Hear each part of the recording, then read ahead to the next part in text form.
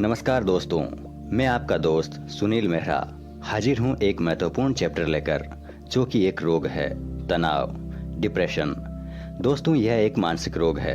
अगर हम अपने आसपास के लोगों को देखें तो प्रत्येक 8 लोगों में से एक व्यक्ति इस रोग से पीड़ित है। यह एक गंभीर समस्या है, लेकिन अगर इसे समझ लिया जाए तो इस तनाव से हम हमें और हमारे परिवार को बचा सकते हैं। तनाव के कारणों की बात की जाए तो लोगों का काम और उनकी आर्थिक स्थिति इसकी सबसे बड़ी वजह है। मोटापा और बीमारी भी शामिल है। इस क्रम में नींद संबंधी परिवर्तनों का स्थान सबसे नीचे रहा है। एक सर्वे के अनुसार 50% तादाद ऐसे लोगों की थी जो सामाजिक व्यस्तता में कमी और परिवार और दोस्तों के साथ पर्याप्त समय न गुजार पाने के कारण और अपने शौक पूरे न हो पाने के कारण तनाव का शिकार हो जाते हैं। माता पिता की देखभाल और बच्चों को उनके पैरों पर खड़ा करने की जद्दोजहद भी बहुत लोगों को तनाव के दरवाजे पर पहुंचा देती है। सबसे पहले हमें यह जानना होगा कि आखिर क्या है मानसिक स्वास्थ्य। हमारा मस्तिष्क या हमारे सोचने का नजरिया ये हमारे मानसिक स्वास्थ्य को दर्शाते हैं। मानसिक रूप से स्वस्थ व्यक्ति को अपनी क्षमताओं का पता चलता है। यह आत्मविश्वास आता है कि वे जीवन के तनाव के साथ सामना कर सकते हैं। वे समझ लेते हैं कि वो अपने काम और अपने समुदाय के लिए एक योगदान करने में सक्षम हो सकते हैं। वो ऐसी सकारात्मक सोच विकसित करके किसी भी दुविधा से लड़कर जी जाते हैं और अच्छी तरह से किसी भी कार्य को कर लेते हैं। इसलिए हम कह सकते हैं कि यह एक समुदाय के प्रभावी संचालन के लिए नींव है। इसलिए हमेशा हमें अपने आप को मेंटली फिट रखना अति महत्वपूर्ण है। दोस्तों, मैं आपको बता देना चाहता हूं कि मानसिक रोग कई प्रकार के होते हैं और कई प्रकार से पैदा भी हो सकते हैं, लेकिन हम आज इसके एक आयाम के बारे में समझेंगे। वो है तनाव, डिप्रेशन। क्योंकि हमारे आसपास हमें यही सर्वाधिक देखने को मिलता है।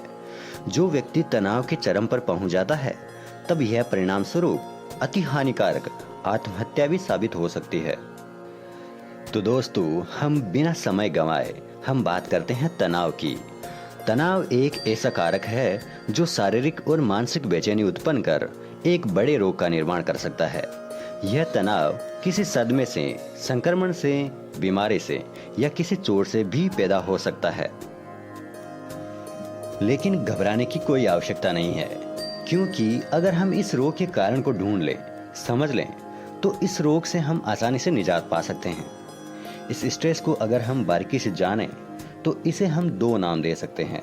एक है यूस्ट्रेस। इसका अर्थ है हल्की मात्रा में तनाव या सकारात्मक तनाव। तनाव का यह आयाम फायदेमंद साबित होता है, क्योंकि अगर कोई जीवन में इतना तनाव भी नहीं सहन कर सकता तो जीवन में सफलता असंभव है। घर को लेकर, बिजनेस को लेकर मामूली तनाव तो सामान्य है। दूसरा है डिस्ट्रेस। इस स्टेज पर व्यक्ति में नकारात्मक भाव पैदा होने शुरू हो जाते हैं, जो ओवर थिंकिंग का परिणाम है। मतलब वह हद से ज्यादा सोचने लगता है। किसी भी घटना को लेकर अधिक न सोचें। अगर आप किसी भी बात को 24 घंटे में 4 बार सोचते हैं तो ये यूस्ट्रेस है, यानी कि सामान्य बात है। अगर आप उसी बात को 5 बार या इससे अधिक सोचते हैं तो यह डिस्ट्रेस होना शुरू होगा और आप तनाव महसूस करने लगेंगे। अगर किसी व्यक्ति को जीवन को लेकर कोई भय हो कि उसे कोई शारीरिक रूप से चोट पहुंचा सकता है, तब हमारा शरीर स्वाभाविक रूप से अत्यधिक ऊर्जा के साथ प्रतिक्रिया करता है, जिससे हमें बेचैनी हो सकती है या कंपन पैदा हो सकता है।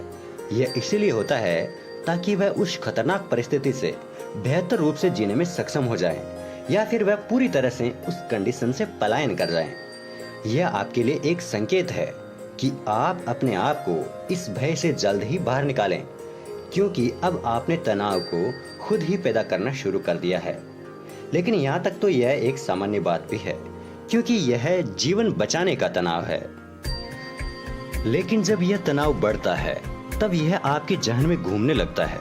यह आंतरिक तनाव है, जहां लोग खुद को ही तनावग्रस्त बना डालते हैं। प्रायकर ये लोग ऐसी घटनाओं से भी डरने लगते हैं जिन पर इनका खुद का कंट्रोल नहीं होता हो। कुछ लोग भागदौड़ वाली लाइफस्टाइल के आदी हो जाते हैं, जो दबाव में जीने की वजह से पैदा होता है, और ये उलझे रहना पसंद करने लगते हैं। ये तनावपूर्ण कंडीशंस की तलाश में रहते हैं। अगर इन्हें ऐसी स्थितियां न मिले तो वे इस बात से भी तनाव महसूस करने लगते हैं। नौकरी, स्कूल, घर बिजनेस में ये सब बहुत ज़्यादा काम करने लगते हैं। और यदि आप समय का नियोजन नहीं कर पाते हैं, आराम करने या सुस्ताने का समय नहीं निकाल पाते हैं, तो इस स्थिति में आप तनाव की ओर बढ़ रहे होते हैं। यह एक प्रकार का कठिन तनाव है जिसे बचा जाना चाहिए, क्योंकि लोग इसे अपने नियंत्रण से बाहर मानते हैं। यह बहुत चिंताजनक है, क्योंकि इससे आपके शरीर पर गंभीर असर पड़ सकता है। अगर आपकी किसी बात को लेकर लड़ाई करने की चाहत दब जाती है, या रिलेशनशिप से जुड़ी समस्याएं, अलगाव या निरंतर पैसों की चिंताएं भी तनाव पैदा कर सकती है। इसलिए आप हमेशा कूल माइंड रहने की कोशिश करें। क्रोध बिल्कुल न करें, लेकिन याद रखें, क्रोध को हठपूर्वक दबाना नहीं है, इसे त्यागना है। अपने हिंसात्मक विचारों को लेकर इंस्टेंट रिजल्ट पाने की इच्छा, जल्दी जल्दी कुछ करने की लालसा को त्यागना है। इससे आपका क्रोध कम होने लगेगा। जब तनावग्रस्त व्यक्ति को दौरे पड़ते हैं तो उसे पैनिक अटैक कहते हैं। ये आमतौर पर केवल कुछ ही मिनट के लिए पड़ते हैं। जब ये दौरे पड़ते हैं तो शारीरिक लक्षण भी प्रकट होने लगते हैं। इसमें व्यक्ति को बहुत डर लगता है। उसे लगता है कि उसके साथ कुछ भयानक होने जा रहा है या वह मरने जा रहा है। ये दौरे इसीलिए पड़ते हैं कि डरे हुए लोग सामान्य के मुकाबले ज्यादा तेजी से सांस लेते हैं। इसके कारण उनके ब्लड में रासायनिक बदलाव होते हैं। आपने सुना होगा फिल्मों वगैरह में केमिकल लोचा, ये वही है। इसी की वजह से ये लक्षण प्रकट होते हैं।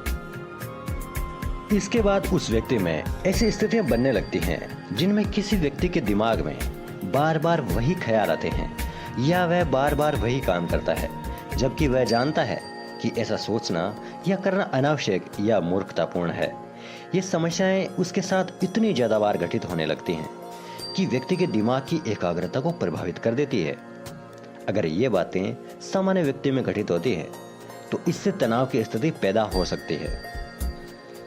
आप अपने आप को ही एग्जामिन कर लें, जांच लें। तनावग्रसित व्यक्ति के शरीर में कुछ लक्षण प्रकट होने लगते हैं, जैसे कि दिल के तेजी से धड़कने का एहसास होना, दम घुटने का एहसास होने लगता है, सिर चकराना, बेचैनी या घबराहट होने का एहसास होना, अपने बॉडी पार्ट्स या चेहरे पर सुइयां चुभोने का एहसास होने लगता है, डरा हुआ सा महसूस करने लगता है, स्वास्थ्य के बारे में बहुत ज्यादा चिंता करने लगता है, परेशान करने वाले विचार बार बार आने लगते हैं, ठीक से नींद नहीं आती। अगर ये लक्षण दिखाई दें तो आप अपने आप को खुश रखने का प्रयत्न करें और अनावश्यक बातों और कामों में उलझे नहीं। और इसके अलावा भावनात्मक लक्षण भी हो सकते हैं, जैसे दवा लेने की तीव्र इच्छा होना, आत्महत्या के ख्याल आना, चिड़चिड़ापन, बात बात पर गुस्सा आना, बेकाबू महसूस करना, अत्यधिक ऊर्जा, उदास या निराशा महसूस करना, आक्रामक व्यवहार करना, बिना किसी उकसावे के अत्यधिक मूड खराब होना, अपनी देखभाल और साफ सफाई के प्रति लापरवाही या अत्यधिक देखभाल या अत्यधिक साफ सफाई के बारे में सोचना, निराधार कल्पनाओं में डूबे रहना, तेजी से बोलना, शांत या स्थिर नहीं बैठ पाना, कर्मकांडी या किसी व्यवहार को बार बार दोहराने के लिए मजबूर होना, बुरे सपने देखना, बिना वजह बोलना, बिना वजह मुस्कुराना, भय के कारण काम करने से बचना, ये सब भावनात्मक रूप से लक्षण दिखाई देते हैं। लेकिन ये सब अपने आप नहीं होते। संसार में घट रही प्रत्येक घटनाओं के पीछे कोई न कोई कारण जरूर होता है। इस प्रकार के रोगों के भी कारण होते हैं जिनसे ये पैदा होते हैं, जैसे कि जीवन में तनावपूर्ण घटनाएं घटित हुई हो, पारिवारिक पृष्ठभूमि का कठिन होना, यानी कि दबाव बनाए रखना या किसी व्यक्ति से डरना, या परिवार में पहले अगर ये बीमारी किसी को हो तब भी इसकी संभावनाएं हो सकती हैं। दिमाग में कोई इन्फेक्शन हो जाता है तब भी ये हो सकती है, या फिर कोई गंभीर बीमारी या लंबी बीमारी की चिंताओं से भी हो सकता है। जरूरी नहीं कि मानसिक स्वास्थ्य का आकलन किसी स्पेशलिस्ट के द्वारा ही किया जाए, इसे आप घर पर ही जांच सकते हैं। इसे करने के लिए केवल करुणा, दूसरे की बात सुनने का अच्छा कौशल और कुछ बुनियादी ज्ञान की जरूरत होती है। इस रोग से पीड़ित व्यक्ति के साथ भी उसे सम्मान और करुणा से पेश आना चाहिए जो आप बाकी लोगों के मामले में दिखाते हैं। ऐसे लोगों के साथ काम करना एक चुनौती है कि आप कितने धैर्यशील हैं। सबसे महत्वपूर्ण यह है कि आप इन्हें पर्याप्त समय दें, उन्हें सुनें। कई बार ऐसा भी होता है कि रोगी का जादू टोना, बुरी आत्माओं के बारे में मान्यताएं या विश्वास दृढ़ हो जाते हैं। अनेकों समाजों में लोगों को लगता है कि उनकी बीमारी जादू टोने या बुरी आत्माओं के कारण है या देवी कारण का नतीजा है। इस तरह के नजरियों को चुनौती देने का कोई फायदा नहीं है, क्योंकि ऐसा करने से रोगी असुविधा ही महसूस करेगा। इसके बजाय इन विश्वासों और मान्यताओं को समझने और चिकित्सीय सिद्धांत को सरल भाषा में समझना ज्यादा बेहतर होगा, क्योंकि इसके कारण भी हैं। पहला ये है कि चिकित्सीय स्वास्थ्य देखभाल के पास सभी स्वास्थ्य समस्याओं के जवाब नहीं है, और मानसिक रोगों के बारे में ये बात खासकर सही है। दूसरे अनेकों लोग अपनी भावनात्मक परेशानी को आध्यात्मिक या सामाजिक कारकों से जोड़कर देखते हैं, इसलिए वे गैर चिकित्सीय व्यक्तियों की मदद लेते हैं। कुछ लोग चिकित्सीय उपचारों के मुकाबले पारंपरिक उपचार से जल्दी ठीक हो जाते हैं, क्योंकि ये उन्हीं संस्कृतियों के भीतर से विकसित हुए हैं। ऐसे रोगियों को अक्सर लोगों से शिकायत रहती है। आप उनकी शिकायतों को नम्रतापूर्वक सुनें और उन्हें आश्वासन दें कि आप इनका समाधान ढूंढ निकालेंगे। कभी कभी व्यक्ति बार बार हॉस्पिटल जाने से नाराज हो जाते हैं। उन्हें यह डर लग सकता है कि किसी डॉक्टर से बात करने का मतलब उन पर पागल होने का बिल्ला लग सकता है। इस बात से वो डर जाते हैं। कोई स्पेशल ट्रीटमेंट से शारीरिक नुकसान या चोटिल होने का डर उनको सताता है। ये उनके तनाव को बढ़ा सकता है। आप उनके साथ फ्रेंडली रहें, उन्हें समझें, उनके डर को दूर करें। आमतौर पर माना जाता है कि मानसिक रोगी खतरनाक होते हैं, क्योंकि वे अचानक आक्रामक हो जाते हैं। लेकिन उन्हें कई प्रकार के व्यवहार आक्रामक बना देते हैं, जैसे कि उन्हें आवाजें सुनाई देने लगती हैं। उन्हें लगने लगता है कि उन्हें कोई मारने की साजिशें कर रहा हो, घर से या नौकरी से निकालने की साजिशें कर रहा हो। ऐसे में वे गुस्सा करने लगते हैं और आक्रामक हो जाते हैं। कई बार उन्हें लगता है कि उनके पास बेहतरीन योजनाएं हैं जो उनको या उनके परिवार को या कंपनी को एक बेहतरीन तरक्की दे सकती है। जब उनकी योजनाओं पर अमल नहीं होता या कोई उन्हें ऐसा करने से रोकता है, तो फिर उन्हें महसूस होता है कि अब उनकी जिंदगी बर्बाद होने वाली है, और फिर अचानक वह आक्रामक हो जाते हैं। कई लोगों को शराब की लत हो और उन्हें शराब न मिले तो उन्हें लगता है कि शराब पिए बिना वो कुछ कर नहीं सकते, या वो अपने बदन में दर्द सा महसूस करने लगते हैं। लेकिन जब उन्हें शराब न मिले तो वो आक्रामक हो जाते हैं। कई बार वो शराब पीने के बाद अति उत्साही हो जाते हैं, और जब उनका शरीर कुछ कर नहीं पाता तो वो हिंसक हो जाते हैं। ये तनाव के कारण ही होता है, जो ज्यादातर दवाइयों और शराब की लत के कारण होता है।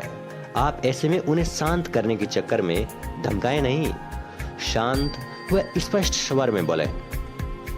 ऐसे लोग नेचुरली ऐसे नहीं होते, लेकिन दौरा पड़ने पर उग्र हो सकते हैं। अगर ये रोग आपको हैं, तो आप खुद इसे निपटने के लिए बेहतर उपाय कर सकते हैं, और अगर ये आपके किसी परिजन को हैं, तो आप उनके लिए एक बेहतरीन काउंसलर का या एक मनोचिकित्सक की भूमिका निभा सकते हैं। आप उपाय इस तरह से करें।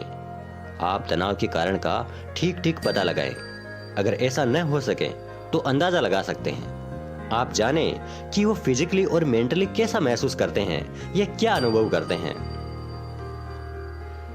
आप उनमें सुधार ला सकते हैं। गलत आदतें बदलने का प्रयास करें।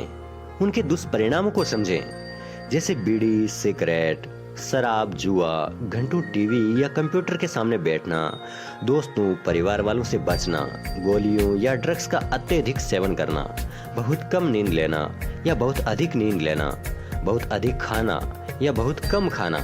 ऐसी आदतों को बदलें, परिस्थितियों को बदलें, उनके चारों तरफ उनके अनुकूल माहौल बनाएं। किन कारणों से तनाव महसूस करते हैं, उन स्थितियों को बदलें। अपनी प्रतिक्रियाओं में बदलाव लाएं।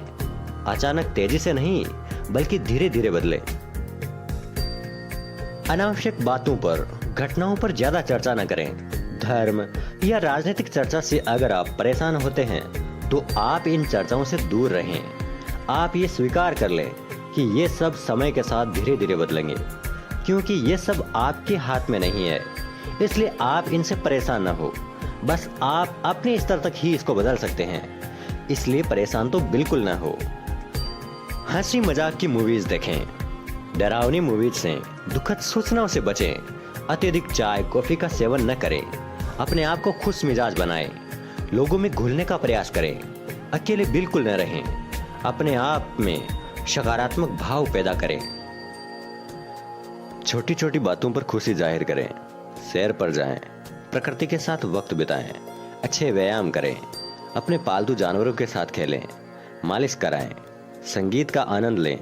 अगर आपको भजन पसंद है तो वो सुनें। हर दिन कोई आनंद देने वाला काम करें, हंसी मजाक करें, लोगों की प्रशंसा करना सीखें। इस तरह से आप एक बेहतरीन बदलाव ला पाएंगे और आप अपनी या अपने परिवारजन की जिंदगी सुखद बना सकते हैं। आप ये सब करके अपने तनाव से मुक्ति पा सकते हैं। हमेशा मोटिवेटेड रहें, नेगेटिविटी से दूर रहें, खुश रहें, दूसरों से प्यार करें, खुद से प्यार करें और लोगों में प्यार बांटते रहें। You just enjoy every single moment of your life. हम आपके बेहतर स्वास्थ्य की कामना करते हैं। धन्यवाद।